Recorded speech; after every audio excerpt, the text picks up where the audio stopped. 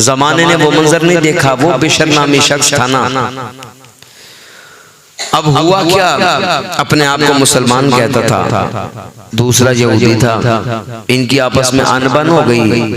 तो कहने लगा भाई अब क्या करें। यहूदी कहने लगा कि इस फैसले को तुम्हारे नबी के पास ले जाते हैं तो देखते हैं वो जिसके हक में फैसला करेंगे हमें मंजूर होगा। उसने कहा ठीक है कोई बात नहीं। अब ये दोनों पहुंचे हुजूर की बारगाह के अंदर। जब हुजूर की बारगाह में अपना मुकदमा रखा तो हुजूर तो इंसाफ फरमाने वाले, हुजूर से बढ़कर आदिल कायनात में पैदा हो ही नहीं सकता।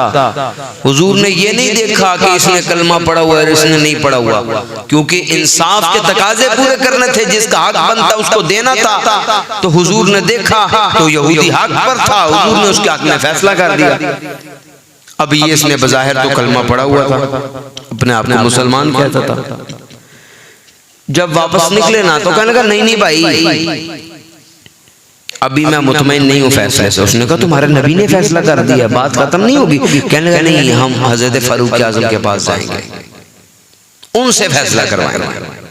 उसने कहा चलो भाई ये भी करके देख लेते हैं, मुझे कोई इस पे एतराज नहीं। ये लोग पहुंचे फारूक आज़म के दरवाजे पर, अल्लाहु अकबर कबीरा। हजरत उमर तशरीफ लाए, कहा क्या मसला है। कहा हुजूर अपना मसला हल करवाने आए हैं, हमारा फैसला कर दें। कहा पहले भी किसी के पास गए हो। कहा हाँ आपके नबी के पास। कहा फिर। कहा हुजूर ने मेरे हक में फैसला किया है, ऐने कलमा पढ़ा हुआ है, ये मानता ही नहीं। इसने कहा मैंने तो हजरत उमर से फैसला करवाना है। अब कुरान ने कहा शिद्दाउ अलल कुफ्फार, कुफार और मुनाफिकीन पर बड़े शदीद हैं, ये बड़े सख्त हैं। अब फारूक आज़म जैसी हस्ती, अदल इंसाफ का पैकर वो उमर, इन्नल्लाह जालल हक़्क़ अला लिसानी उमर वाला क़ल्बिही। हुजूर कहने लगे उमर को आम ना समझना, उमर खत्ताब वो हस्ती है, अल्लाह ने इसकी ज़बान पर भी हक को जारी कर दिया है, अल्लाह ने इसके दिल पर भी हक को जारी कर दिया। ये फैसला करता ही हक है, हक ही हक है। इन्ने शैताना यफिर्रु मिन ज़िल्ल उमर, जिन रस्तों से उमर गुजरता है शैतान भी देख के रास्ते बदल लिया करता। फारूक आज़म वो हस्ती है, आज भी शैतान के चमचे खर्चे फारूक आज़म के नाम से भागना शुरू कर देते हैं। वो डरते हैं, कहते जी हमारे बड़े तो उमर का नाम आ जाए ना, ओ भाई वो मजलिस छोड़ के चले जाते हैं, वो लाइव ट्रांसमिशन छोड़ के चले जाते हैं। मैंने कहा यार उनका जाना बनता था, उसने ठीक किया। कहता क्यों? मैंने कहा हुजूर ने कहा शैतान उमर के साए से भागता है। जहां उमर की बात तो शैतान ने दौड़ी लगानी थी भाई, फिर भागना उसका बेचारे का बनता था, क्योंकि उमर का नाम जो आ गया और वो इस पर बड़ा दंदनाता फिर रहा कि हमारे बड़े तो अकीदे के बड़े पक्के हैं। अब हुआ क्या, अल-मुख्तसर फारूक आज़म के पास आए फैसला करवाने और बता दिया। उन्होंने कहा जी पहले हुजूर की बारगाह में गए थे, हुजूर ने ये फैसला किया। इन्ने क्या मैं हजरत उमर को फैसला कराना। आपने फरमाया फिर इधर रुको मैं आता। अंदर गए, कोई बात नहीं, कोई समझाया नहीं, कोई सलाम दुआ नहीं। फारूक की खून ने जोश मारा, जलाल में आए कि यार मुस्तफा के फैसले के बाद भी किसी फैसले की गुंजाइश रह जाती है। उमर खत्ताब अंदर गए, तलवार उठाई, कोई बात नहीं कही, बाहर निकले। उस शख्स को जिसने कलमे का दावा किया हुआ था, जो अपने आप को मुसलमान कहता था, उसका सार उड़ा कर कहने लगे जो मुस्तफा का फैसला ना माने उसके लिए उमर खत्ताब का यही फैसला हुआ करता। कुछ लोग कहने लगे लो जी उमर ने मुसलमान को मार दिया है, उमर ने मुसलमान को मार दिया है। आज भी कुछ लोग इस तरह के हैं ना, वो बेचारे बेचारे लोच तुले जान के पता पुता कख नहीं है, बिना वजह अपनी तरफ से हुक्म लगाते जाएंगे। अब वहां पर भी यही हुआ, कहने लगे लो जी उमर ने तो मुसलमान को मार दिया है, ये तो बड़ा गलत किया है। अभी वो बात कर ही रहे थे, हुजूर ने पहले कहा हुआ अल्लाह ने उमर की ज़बान और दिल पे हक को जारी किया, ये जो करता है वो हक होता है। और हुआ ये, अभी लोग एतराज कर रहे थे, जिब्राइल कुरान लेकर नाजिल हो गए। कहा हबीबा इनको बताएं जिनको ये मुसलमान समझ रहे हैं, जो आपका फैसला ना माने वो मुसलमान नहीं हुआ करता। फारूक आज़म की ताईद में कुरान की आयतें नाजिल हो गई। अल्लाहु अकबर कबीरा।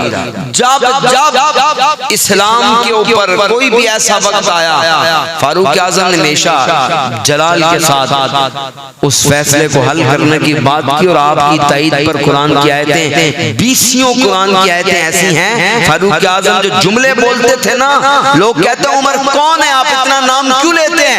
मैंने कहा उमर खत्ताब उस हस्ती को कहते हैं जब भी कोई मामला बनता, कोई भी पस मंजर सामने आता, कोई भी सिनेरियो किसी भी जगह पर उमर बात करते, उमर खत्ताब वो है जो ये जुमले बोलते थे ना, अल्लाह उन्हीं जुमलों को कुरान बना दिया करता था। जो अरबी इन्होंने बोली होती थी ना, वही अरबी जिब्राइल लेकर आते थे, हुजूर ये अल्लाह का कुरान आज के बाद आयतें बन जाती हैं। अज़वाज मुतहरात के पर्दे वाली बात भी तो फारूक आज़म ने कही थी, आज भी कुरान के अंदर मौजूद है। वही लफ्ज़ जो उमर की ज़बान से निकले थे, आज भी अल्लाह का कुरान बन चुका। लोग समझते नहीं फारूक आज़म। अब बदर के अंदर भी ये हुआ, आपकी राय हर जगह पर नरमी नहीं होती, हर जगह पर नरमी नहीं होती। अब हुआ क्या, बदर की जंग के बाद जब कुफार पकड़े गए, कैदी बन गए, तो आपकी राय ये थी, आपने अर्ज किया हुजूर मेरी राय अगर पूछें, क्योंकि हुजूर सबसे राय ले रहे थे, तो अर्ज किया हुजूर मेरी राय तो ये है कि इन्होंने लटका दो। का हुजूर अगर आज इनको छोड़ दिया ना, तो ये और अपने साथ 10 बंदे और मिला लेंगे और अपने जैसे काफिर बना देंगे। ये पैसे की लालच देकर लोग खरीद लेंगे। तो अभी मैं कहता हूं इनको खत्म कर दे, जो ये कैदी हैं। बाज़ लोगों ने कहा नहीं ऐसा ना करे, तो कुरान की आयतें फारूक आज़म की ताईद में नाजिल हो गई का जो इसने कहा है वो बात करनी चाहिए। फारूक आज़म उस हस्ती को कहते हैं। यहाँ पर नरमी नहीं होती, जहाँ नरमी है वहां नरमी है। कुछ लोग बदबख्त बेचारे यतीमुल इल्म किस्म के लोग अभी तक कहते जी फारूक आज़म तो माज़अल्लाह जब इस्लाम लाए तो डर गए थे। मैंने कहा उमर डर गए थे? तो ये क्या बात कर रहा है, उमर के नाम से शैतान डर जाता है। हम तुम्हें रिवायतें दिखाते हैं, ज़ईफ रिवायतें पढ़कर कौम को गुमराह करते हो। मुस्तदरक लिल हाकिम उठा लो, मुसन्नफ इब्ने अबी शैबा उठा लो, इमाम बुखारी और मुस्लिम के उस्ताद रिवायत मैं ना दिखाऊं तो मैं जिम्मेदार। अबू उबैदा बिन जर्राह की रिवायत, दूसरी इब्ने अब्बास की रिवायत, वो कहते हैं सुनो उमर किसको कहते हैं, मस्तताना अन नुसल्ली इंदल काबा हत्ता अस्लम उमर। वो कहते हैं मुसलमानों के पास तो इतनी ताकत ही नहीं थी कि हम अलग ऐलान नमाज पढ़ सकते। जब फारूक आज़म ने कलमा पढ़ा, अल्लाह ने इस्लाम को वो कुव्वत अता की कि हम सबके सामने खड़े होकर नमाज अदा करना शुरू हो। फारूक आज़म कहने हुजूर हम हक पर नहीं है। हुजूर ने फरमाया हक पर हैं हुजूर, फिर हम चुप के नमाज क्यों पढ़ते हैं। हालांकि हिकमत के मुताबिक अगर इब्तिदाई दौर के अंदर अपना इस्लाम छुपाया जाए, इजहार ना किया जाए, तो शरन इसकी कोई मसले वाली बात नहीं है, बिल्कुल इजाजत है। लेकिन फारूक आज़म कहने का हुजूर हम हक पर हैं, उमर बिल्कुल हक पर हैं हुजूर, हम छुप के नमाज क्यों पढ़ते हैं। आज अलल ऐलान नमाज होगी। अब देखते हैं आता कौन है। अबू जहल का सगा भांजा है फारूक आज़म। अबू जहल सगा मामू है। कहते जब कलमा पड़ा सबसे पहले अबू जहल के दरवाजे पे गए। हालांकि सरदार था, बड़ा ताकतवर था अबू जहल, ऊंचे कद काठ का मालिक था, गुरूर तकब्बुर भी बड़ा बड़ा था। फारूक आज़म ने जाकर दरवाजा खटखटाया।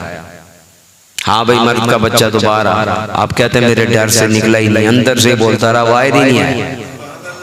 उमर तो उसको कहते हैं, तेनू समझ ही नहीं आई उमर कौन है। अल्लाहु अकबर कबीरा, अल्लाहु अकबर कबीरा। फिर तलवार लेकर खड़े हो गए।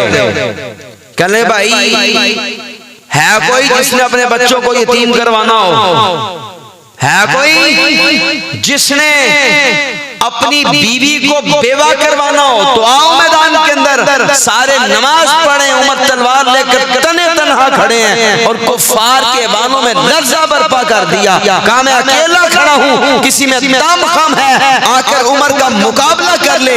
इधर आकर इकबाल बोला, कहता है गाजी ये तेरे पुरस्कार बंदे जिन्हें तूने बख्शा है ज़ोक़े खुदाई, तो नीम इनकी ठोकर से सहरा दरिया सिमट कर पहाड़, इनकी हैबत से राई दो आलम से करती है बेगाना दिल को। अजब चीज है लज़्ज़ते आशनाई, शहादत है मतलूबो मकसूदे मोमिन, न माले गनीमत न किश्वर कुशाई, तलब जिसकी सदियों से थी जिंदगी को, वो सोज इसने पाया इन्हीं के जिगर में। वो कहता है यार ये बंदे बड़े कमाल हैं, इलाही आशिक कौन सी बस्ती के रहने वाले हैं, अनोखी वजह है सारे जमाने से निराले हैं। यार ये कमाल लोग हैं कि इनकी ताकत और हैबत ऐसी है कि पहाड़ भी लरज़ कर राई का दाना बन जाता। अकेले खड़े मैदान के अंदर, अशिद्दाउ अलल कुफ्फार, कुरान ने कहा ये कुफ्फार पर बड़े शदीद है, मुनाफिकों पर बड़े शदीद हैं, उनके साथ मोहब्बत की बात नहीं हो सकती। यहूद और नसारा तुम्हारे कभी दोस्त नहीं हो सकते, ये कुरान की बात है, बड़ी सादा। लोग कहते हैं मोहब्बत की बात करें, आप मोहब्बतें बखेरे। मैंने कहा मोहब्बत तभी हो सकती है अगर कोई कलमा हुजूर का पढ़ ले, मोहब्बत उसके बाद होगी। अगर कोई उनका नहीं हुआ तो जो तुम्हारा नहीं उसे हमने अपने दिल से निकाल रखा। जो उस दहलीज का नौकर ना बने फिर उसके साथ कोई ताल्लुक नहीं हुआ करता। मैं नाम तो नहीं लेना चाहता, कोई भी अगर ऐसा शख्स जाता है तो चाहे वो मर जाए चाहे वो जिए, हमारा उसके साथ कोई ताल्लुक नहीं है। जिसका उनके साथ ताल्लुक ना हो, अभी भी कुछ लोग कहते हैं मौलवी बड़ी सख्ती वाली बात करते हैं, ये फिरका वारियत की बात करते हैं, ये फलानी बात करते हैं। मैंने कहा यार ये झगड़े मौलवियों के नहीं है, ये झगड़ा हक और बातिल का है। बड़ी माजरत के साथ अकाबिरीन उम्मत सहाबा और दीगर असलाफ का ये तरीक़ाकार था, जिनका ताल्लुक हुजूर के साथ न हो, हुजूर के सहाबा और अहले बैत के साथ न हो, हमारा उनके साथ कोई ताल्लुक नहीं है। आए कुरान को समझें, कुरान की एक आयत, एक हर्फ, एक जुमला मेरी और आपकी जिंदगी संवारने के लिए काफी है। लेकिन ये तब होगा जब हम कुरान को समझेंगे। जब कुरान समझकर पढ़ेंगे ना, फिर ये जो हमारी जिंदगी की ये गुंजले हैं, ये गिरे हैं, ये रुकावटें हैं, ये ऑटोमेटिकली आप देखेंगे यार ये हल होती जा रही है। क्यों? कुरान की एक एक आयत आपको खुद ही बताएगी जिंदगी कैसे गुजारनी है, किस शोबे के अंदर क्या बात करनी है, किस जगह पर किस अंदाज से बात करते हैं, ये आपको अल्लाह का कुरान सिखाएगा। लेकिन ये तब होगा जब आप कुरान को सीखने की कोशिश करेंगे। अगर आपने कुरान ना पढ़ा, सिर्फ और सिर्फ ये 2 नंबर किस्म के स्कॉलरों को सुनते रहे, तो आप अपना भी ईमान खराब करेंगे और अपनी नस्लों को भी बर्बाद कर लेंगे। मेरे भाइयों, फिर बाद में क्या होता है, जब लोग मुख्तलिफ हो जाएं, उनको पता न चले हक क्या है बातिल क्या है। अब्बा जी दुनिया से चले गए, 2 बेटे हैं, दोनों आपस में लड़ रहे हैं। एक कहता है अब्बा जी के 40वें का खत्म करवाना है, दूसरा कहता है 40वां है ही हराम। अब उनके झगड़े चल रहे हैं। क्यों? अब्बे ने सही रास्ता बताया ही नहीं, वो खुद ही डामाडोल रहा। तो आपने डामाडोल नहीं होना, हक के रास्ते पर सीना तान कर खड़े होना है और अपने बच्चों को बताना बेटा ये रास्ता है और ये वो रास्ता है जो सीधा तुम्हें अबू बकर की दहलीज पर लेकर जाएगा, उमर की दहलीज पर, उस्मान गनी की दहलीज पर और मौला अली की दहलीज पर, इन तमाम खुलाफाए राशिदीन की दहलीज से होता हुआ ये रास्ता तुझे मुस्तफा के कदमों तक पहुंचाएगा और मुस्तफा जाने रहमत के कदम तुझे दुनिया में भी कामयाब करेंगे और कल कयामत के दिन भी जन्नत अता फरमा देंगे। लेकिन अगर इस रास्ते को छोड़ा तो फिर डब्बे रास्ते ने, फिर तुझे समझ नहीं आएगी यार आगे कितने जाना है, गली बांधे के खुली है, फिर तुम्हें नहीं पता चलेगा। और आप देख लें आज जिन लोगों ने अपने बच्चों को दुरुस्त रस्तों का इंतखाब नहीं करवाया, आज वो फातिहा खानी के लिए उनकी कब्र पर जाने के लिए तैयार नहीं है। अब्बा इंतजार कर रहा होगा। मेरे नबी ने कहा है मल मय्यितु फिल कब्री इल्ला कगरीकिल मुतकव्विस, हुजूर ने कहा मैयत इंतजार करती है, कोई उसके लिए साले सवाब करेगा, उसका हाल तो ये होता है जैसे वो पानी में गोते खा रहा है। हाँ वो इंतजार कर रही है, यंतज़िर दावतन तलहक़ु मिन अबिन औ उम्मिन औ अखिन औ सिद्दीकिन, वो इंतजार करता है उसकी अम्मा, उसका अब्बा, उसका भाई, उसका कोई दोस्त, कोई जानने वाला उसके लिए साले सवाब करे।